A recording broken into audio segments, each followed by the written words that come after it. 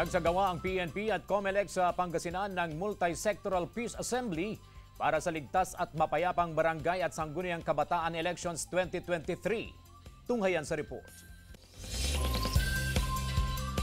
Pinangunahan ng PNP at COMELEC ang Multi-Sectoral Peace Assembly na isinagawa sa Lingayen, Pangasinan. Dito tinalakay ang kahalagahan ng pagkakaisa para sa ligtas at mapayapang barangay at sangguniang kabataan elections 2023. Nagkaroon ng signing of Statement of Commitment. Kasama rin ng PNP at COMELEC ang DILG, Philippine Army, NAPOLCOM, DepEd, BFP, Coast Guard, PPCRV, religious community at mga miyembro ng media na may malaking ambag sa pagbabahagi ng tamang impormasyon kaugnay sa BSKE 2023. Nagpalipad din ng mga puting kalapati na simbolo ng malayang pagboto ng bawat Pilipino at kapit-bisig bilang pagkakaisa. Mula sa 3, 4 ng barangay sa Pangasinan ang kabilang sa areas of concern. Ibig sabihin, may intense political rivalry. Mulang mga ito sa mga taram, San Quintin, Burgos at Malasiki. Sa kabuuan, nasa 61 barangay sa Region 1 ang kabilang sa areas of concern o yellow category. Everyday yung assessment natin, pwedeng madagdagan, pwedeng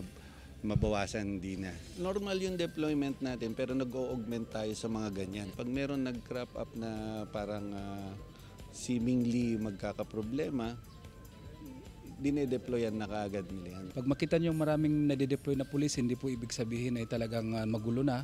But then we're just preventing, kung may mga, lalo na yung mga may intense political rivalry. Samantala, may kabuang 57,746 na kandidato ang Pangasinan. Ayon sa COMELEC, pangalawa ang probinsya sa may pinakamaraming kandidato sa buong bansa ngayong BSKE 2023. It's always a challenge. Of course, ang Pangasinan is Pangasinan yan. Always a challenge pero yun nga, through coordination ng mga ganitong activities, napakalaki ng tulong. Lalo na yung mga counterpart ko sa uniform personnel kasi sila yung talagang pinipigahan natin pag ganitong election, peace and order. Joan Punsoy para sa Mornings with GMA Regional TV. Nababahala ang City Health Office dahil sa patuloy na pagtaas ng kaso ng typhoid fever sa Baguio City. Mula January hanggang September ngayong taon, pumalo na sa 144 ang kumpirmadong kaso ng typhoid fever sa syudad. Mas mataas ng 76 na kaso kumpara sa 82 na naitala sa parehong panahon noong nakaraang taon. Ito ang dahilan kung kaya't idineklara ang typhoid fever outbreak sa syudad.